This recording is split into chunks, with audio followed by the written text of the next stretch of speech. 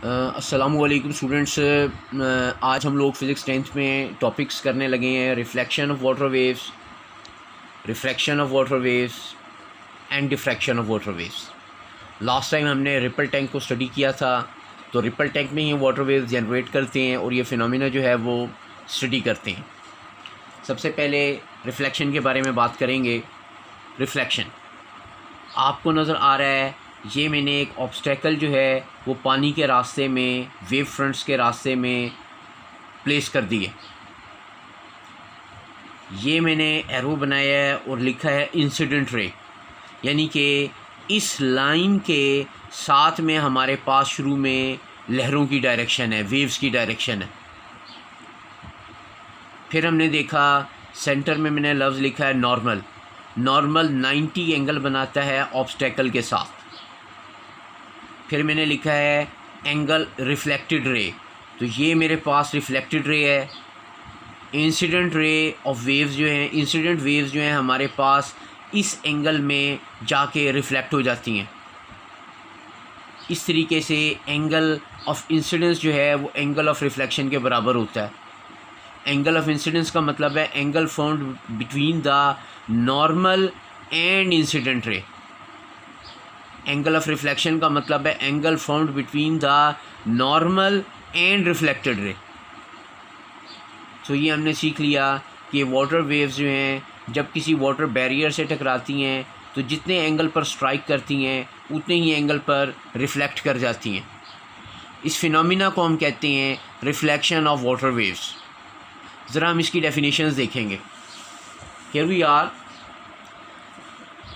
When waves moving in one medium falls on the surface of other medium, they bounce back into the first medium such that angle of incidence angle I is equal to angle of reflection angle R। या लिख देते हैं angle R। तो ये हमारा reflection का topic हो गया है। बाकी से किताब से देखेंगे। रिफ्रैक्शन के बारे में बात करते हैं। रिफ्रैक्शन, यहाँ आर इस्तेमाल किया है मैंने। रिफ्रैक्शन, ओके स्टूडेंट्स, यहाँ आप एक डायग्राम देख रहे हैं। मैंने एक ब्लू पोर्शन को रिप्रेजेंट किया है डीप वाटर पोर्शन के लिए, ग्रीन पोर्शन मैंने शो किया है शैलो वाटर पोर्शन के लिए। आप क्या करेंगे, अपने वाटर टैंक में एक वुडन बार या वुडन प्लेट जो है वो प्लेस कर देंगे। जब आप वुडन बार या वुडन प्लेट प्लेस कर देंगे तो होगा क्या कि आपके पास एक गहरे पानी की लेयर बन जाएगी जिसे हम डीप वाटर लेयर कहेंगे। एक हमारे पास शैलो वाटर की लेयर बन जाएगी जिसे हम कम गहरे पानी की लेयर कहेंगे। अब ये आपको गहरा पानी नज़र आ रहा है, ये शैलो वाटर नज़र आ रहा है। हमने एक एंगल के साथ में, पानी के साथ में टेढ़ी यानी एंगल के साथ में वो प्लेट, वो वुडन बार प्लेस की है, सीधी प्लेस नहीं की। होगा क्या, जब पानी हमारे पास गहरे पानी से शैलो पानी के अंदर आएगा, कम गहरे में आएगा, तो उसमें कुछ तब्दीलियाँ आएंगी। नंबर एक ये कि उसकी स्पीड कम हो जाएगी। जब गहरे पानी से कम गहरे पानी में आएगा स्पीड कम हो जाएगी। नंबर दो ये कि उसकी वेवलेंथ भी कम हो जाएगी। यहाँ आप देख रहे हैं ये वेवलेंथ हमने ज़्यादा बनाई है, यहाँ वेवलेंथ कम हो गई है, वेवलेंथ भी कम हो जाएगी। नंबर तीन, आप देख रहे हैं उसकी डायरेक्शन भी चेंज हो जाएगी। तो यही हमारे पास फिनोमेना जिसमें हम देखते हैं जब पानी डीप वाटर से शैलो वाटर में एंटर होता है तो उसकी डायरेक्शन ऑफ ट्रैवल चेंज हो जाती है और एक्चुअली उसकी वेव स्पीड भी चेंज होती है और वेवलेंथ भी चेंज होती है, एम्पलीट्यूड और वेवलेंथ भी चेंज हो जाती है। तो ये हमारा रिफ्लेक्शन है। इसको आगे जाके हम मज़ीद समझते हैं और इसके बारे में बात करते हैं। चेंजेस हमने आपको ऑलरेडी बताई स्टूडेंट्स। 3 चेंजेस के बारे में मैंने बात की है। नंबर 1, वेव स्पीड चेंज हो जाती है जब हम गहरे पानी से कम गहरे पानी में आते हैं। Number 2, wavelength of wave change हो जाती है जब हम गहरे पानी से कम गहरे पानी में आते हैं। Number 3, direction of wave change हो जाती है जब हम ज़्यादा गहरे पानी से कम गहरे पानी में आते हैं। और एक चीज़ स्टूडेंट्स जहन में रखें, फ्रीक्वेंसी कांस्टेंट रहती है। आपके जहन में आ रहा होगा फार्मूला होता है V = F लैम्डा, तो क्या फ्रीक्वेंसी भी चेंज होती है? नो, फ्रीक्वेंसी सेम रहती है। डेफिनेशन के बारे में बात करते हैं डिफ्रैक्शन की। When waves from one medium enter into the second medium at some angle, their direction of travel changes.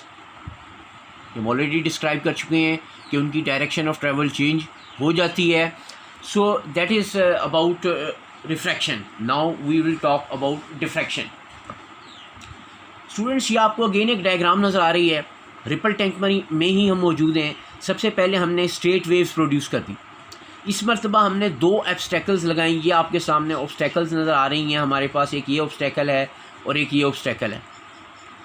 दरमियान में छोटी सी हमने स्लिट छोड़ दी है और इस बात का हमने ख्याल रखा है कि इस स्लिट का जो डिस्टेंस है दोनों स्लिट्स के दरमियान वो वेवलेंथ ऑफ वेव्स जितना हो. जब हम ये करेंगे तो हम देखेंगे straight waves after passing through the slit appear to be circular. यही फिनोमिना हमारे पास डिफ्रैक्शन होता है. डेफिनेशन देखने से पहले एक बात आपको स्टूडेंट्स बता दूं, ये बड़ा इंपॉर्टेंट है कि जितनी आपकी वेवलेंथ है उतना ही स्लिट का डिस्टेंस हो. अगर स्लिट स्पेसिंग बहुत ज़्यादा होगी तो डिफ्रैक्शन तो होगी लेकिन विजिबल नहीं होगी. It will be minute. Definition की तरफ आते हैं. बेंडिंग और spreading of waves around the sharp edges और corners of obstacles is called diffraction. So ये फिनोमिना हमने 3 फिनोमिना देखे. ज़रा हम इनको किताब से स्टडी करने की कोशिश करते हैं. यही फिनोमिना रिपीट करते हैं with different angle. Come here on to your book, page number 12, बल्कि 13 से स्टार्ट हो रहा है. Place a barrier in the ripple tank. The water waves will reflect from the barrier. If the barrier is placed at some angle to the wavefront, the reflected waves can be seen to obey the law of reflection. कहते हैं जी पहले आप barrier को बिल्कुल सीधा place कर दें, water waves आएंगी टकरा कर वापस चली जाएंगी. अब आप बैरियर को सीधे की जगह ये एंगल पर प्लेस कर दें. ये टेढ़ा नज़र आ रहा है आपको एंगल पर. जब एंगल पर प्लेस करेंगे तो ये एंगल ऑफ तो ये क्या करेंगे कि लॉ ऑफ रिफ्लेक्शन को फॉलो करेंगे. यानी जितने एंगल ऑफ इंसिडेंस पे हमारे पास वेव्स आएंगी उतने ही एंगल ऑफ रिफ्लेक्शन पर टर्न बैक कर जाएंगी. ये बात हमने डायग्राम में देख ली हुई है, ऑलरेडी समझ भी ली हुई है. So the reflected waves can be seen to obey the law of reflection.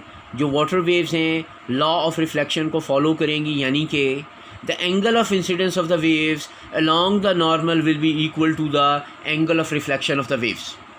Definition देख लेते हैं.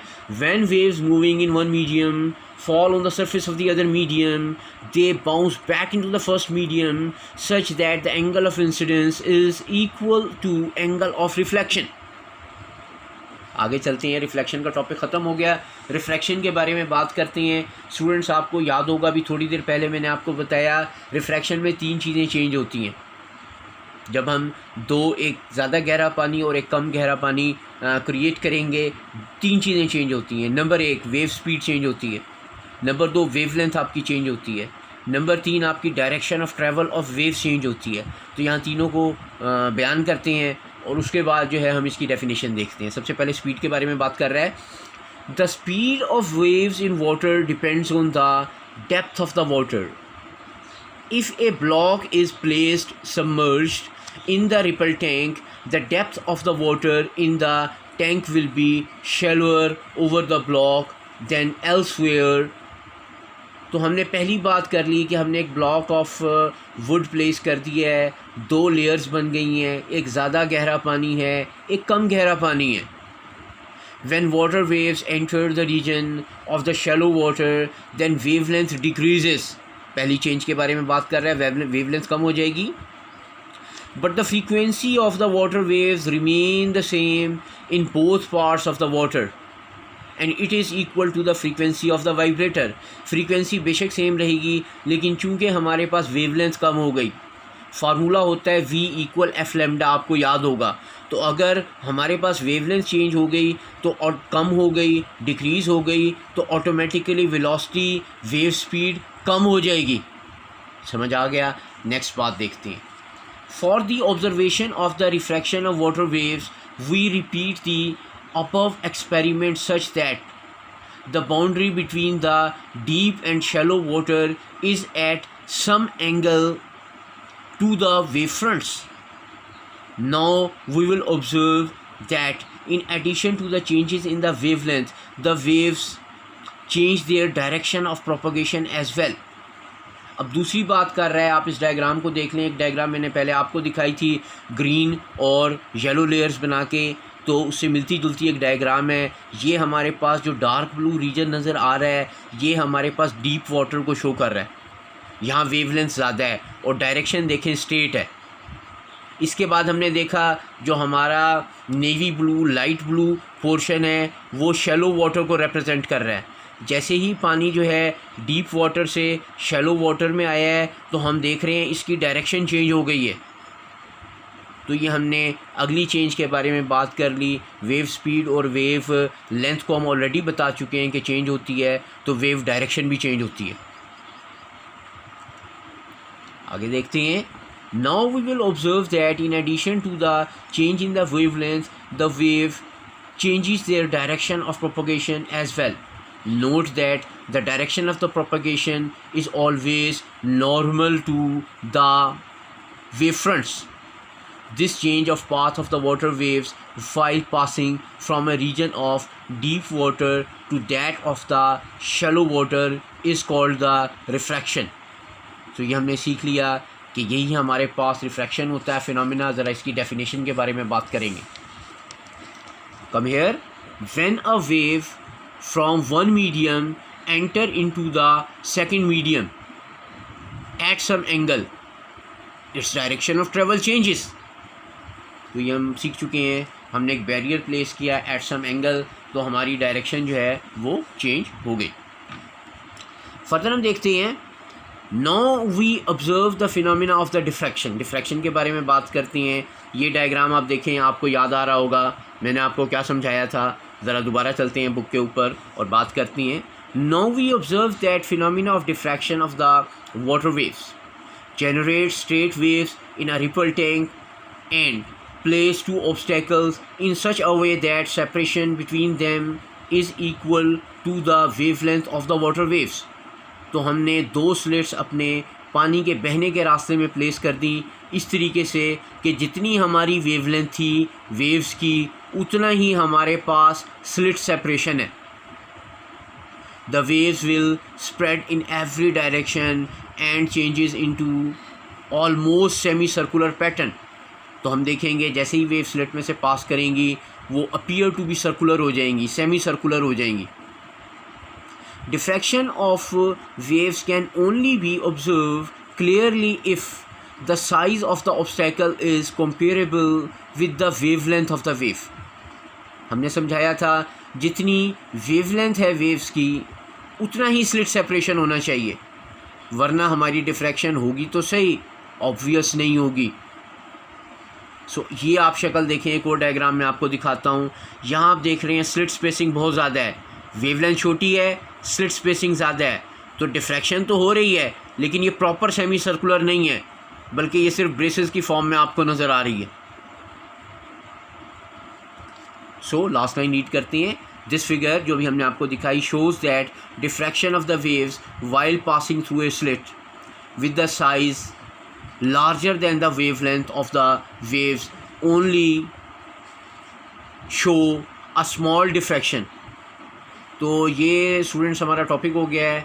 इसमें तीनों आपने करने हैं। डिफ्रैक्शन ऑब्वियसली यहाँ से लेके आपका यहाँ तक हो जाएगा। जब आप रिफ्रैक्शन की बात करेंगे तो पहला पैराग्राफ आपका यहाँ से यहाँ तक रिफ्रैक्शन शो कर रहा है, और ये जो आपका टॉपिक है यहाँ से लेके यहाँ तक नेक्स्ट पेज पे ये आपको रिफ्रैक्शन शो कर रहा है। तो इनकी डेफिनेशंस भी आपको आनी चाहिए, इनकी डायग्राम्स भी आपको बनाना आनी चाहिए, इनकी एक्सप्लेनेशन भी आपको आनी चाहिए। Okay students, that is and from today's lecture. खुदा हाफिज़।